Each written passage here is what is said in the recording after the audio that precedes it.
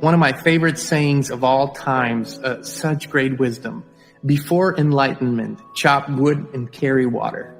After enlightenment, chop wood and carry water, inspire tribe. We are close to a big global breakthrough, and that is true. Things are getting really loud on the outside. Not to go too deep into military jargon here, but in warfare, when the enemy gets really loud, that's a good sign that they're desperate. And out of desperation come really big mistakes. This is what we're seeing on the outside. We're seeing everything is being increased, everything is being intensified. The messaging is red alert, everything's really bad, everything's going in the wrong direction, fear, fear, fear. And when that happens, it usually means that the control grip is slowly loosening. It's not working anymore. And so that's what tells us we're approaching a big shift moment in this whole movement here. So what we're currently seeing is heightened messaging on the outside, but on a consciousness level, we see a really, really cool shift. We see a really cool raising of consciousness. And now, because we're approaching this, and what will this look like? Because for years and years and years, people thought the awakening, the ascension, the new way of living together, whatever you want to call it, will be kind of a one-time event. One day you wake up one morning, the world will be different, we'll be in a better place, we'll all feel love and light, and we'll all be abundant. And I don't want to sound sarcastic, but no change that I've ever experienced was that sudden and intense in one moment. And the reason being, I think we couldn't perceive it. We couldn't really accept it. We couldn't acknowledge it if we didn't have the journey there. And so we had a good journey, and we had a few breakthrough moments too over the past months. We're not seeing it as clearly, but they're there. But we're approaching a bigger breakthrough.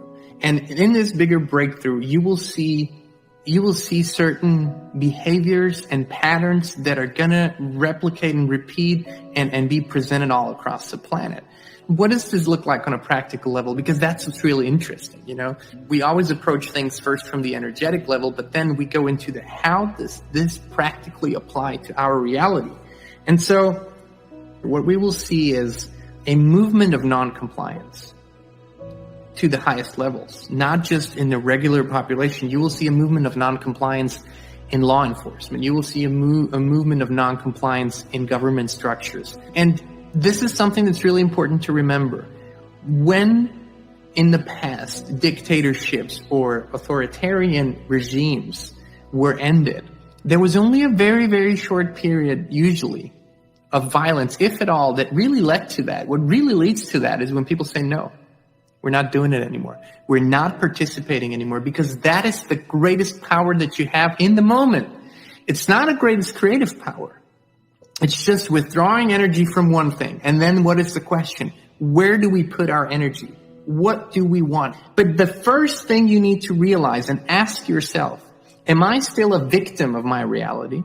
Am I still a reactor to the reality, or am I a creator of reality? That's a choice. That is a choice. If you continue to be a victim of reality and just a reactor to outside happenings in the world, then nothing big's going to improve in your life. Because you have not yet discovered your true power, that you are a co-creator in that reality. That's a really important question. For this coming breakthrough, we really need an awakening of the knowing that we are not victims, not reactors to reality, but we are creators of reality. Spirituality is only as good and as important in our lives as much as we can really apply it to our lives. So we're moving from theoretical understanding to practical application in our lives.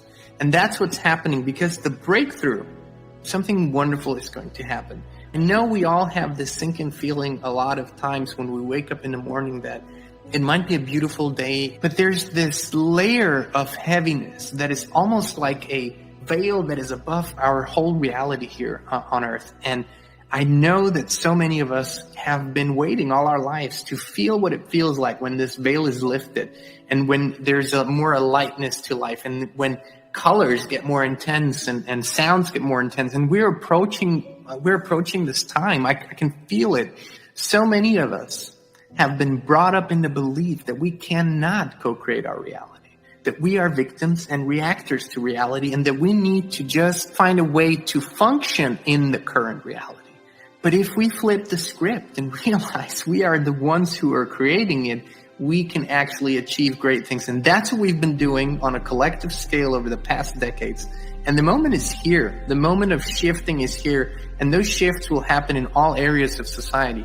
It might look like everything's falling apart and everything's breaking apart and things don't function the way they used to, but that has to happen.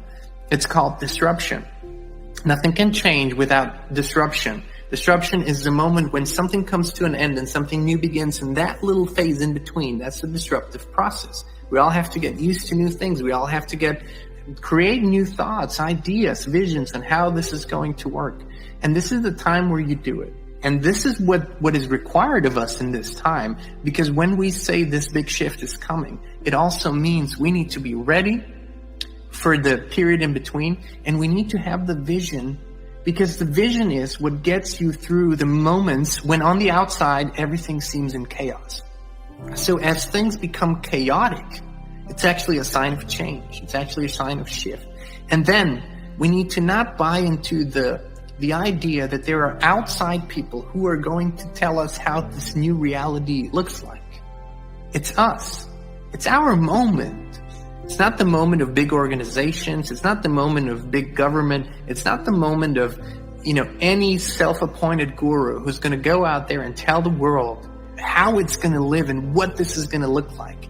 It's our moment where we get to co-create, where we get to align with our natural abilities and begin to develop our skills again. We have all skills we need, inside, outside, physical, spiritual, mental. And this is so important right now. If you're not dedicating your time to this, please begin doing it. Because we're galloping towards this moment, and it's going to be a shift moment.